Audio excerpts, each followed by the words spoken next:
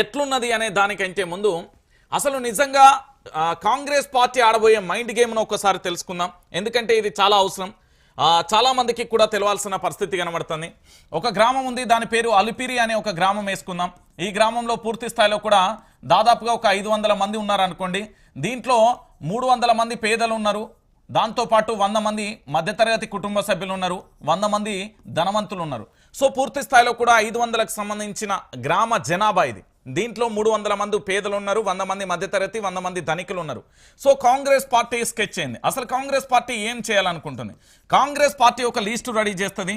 ఆ లిస్టుకు సంబంధించి సంక్షేమ పథకాలు అనుకోండి, లేదా మన భాషలో రేషన్ కార్డు అనుకుందాం, లేకపోతే ఇందిరమ్మ ఇల్లు అనుకుందాం.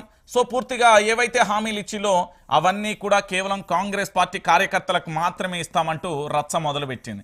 సో దాంట్లో భాగంగా దీంట్లో 300 మందిలో దాదాపుగా 200 మంది బీఆర్ఎస్ వాళ్ళు అనుకుందాం, 100 మంది బీజేపీ వాళ్ళు అనుకుందాం పూర్తి స్థాయిలో కూడా, లేకపోతే 100 మంది బీఆర్ఎస్, 50 మంది ఏది బీజేపీ, ఇంకో 50 మంది కమ్యూనిస్టులు, ఇంకో 50 మంది ఇతర పార్టీలు వేసుకుందాం.